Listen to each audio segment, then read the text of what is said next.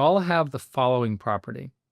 They have investors who fund the companies. They have places where the people are incubated. The people are often extremely young, untested, very self-confident, arrogant, whatever you want to call them, and they disagree with something, and then they have this other interesting idea. They have a new insight.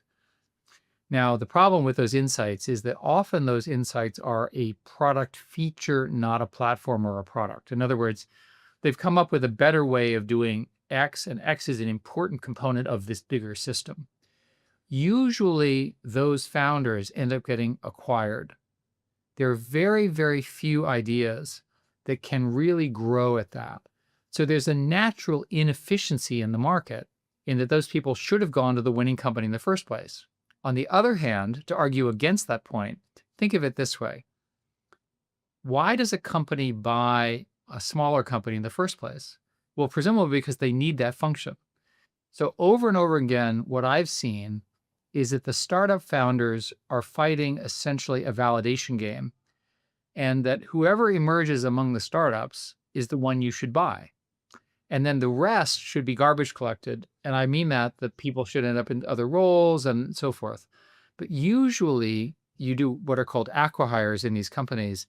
What you're paying, whatever that price you're paying for the people, which is obviously value, but you're also paying for knowing that they're best in what they do right now, which you don't know when you're a CEO for your normal teams.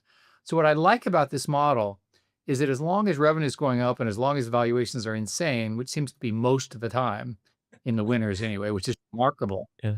it allows the company, the big company, to buy a little company. They get the winner, but most importantly, they get the winning people, right? And then the other companies, which is, remember that 9 out of 10 companies don't make it in the way we're discussing. In some cases, it's much worse than that.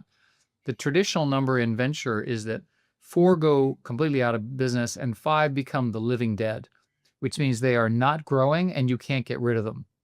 And that's, of course, the most uncomfortable. When you do something, you want either a quick no or a long-term yes. You don't want to be stuck in that middle where you can't grow and you can't shrink. And I've seen that in a number of cases. Yeah, very, very interesting. And to your point, it's all about the team. And I'm curious. You also invest and back founders. What do you look for in a founder before you invest in them?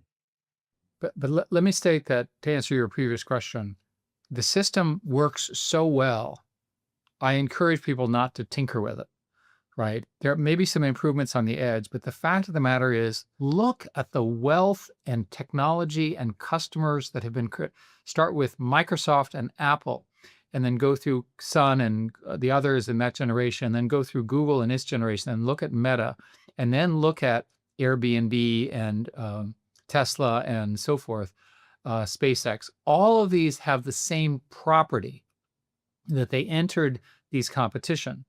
Now, when you look for a founder, I'll give you a simple test. You're a founder.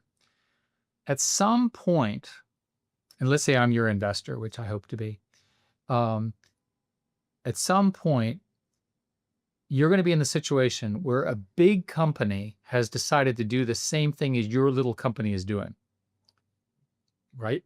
It always happens because they hear about you and they think this is interesting, and they have some extra people or extra resources, and they enter the market. The founder I'm looking for looks at that and says, game on, and then doubles their energy, redoubles their focus on scaling, redoubles and motivates their team against this competitive threat. It's loosey-goosey when you're a startup and everything's going well and you have no challengers and so forth. I've got a couple companies, some of which you know about, they're in that phase of goodness. Their message looks good, the people are coming in and so forth. They don't have a direct competitor. It's when the competitor shows up that the game is on. Right now, you're just having a good time, and the competitors show up so quickly. So to me, that's the essence of leadership. Your ability to rise in a situation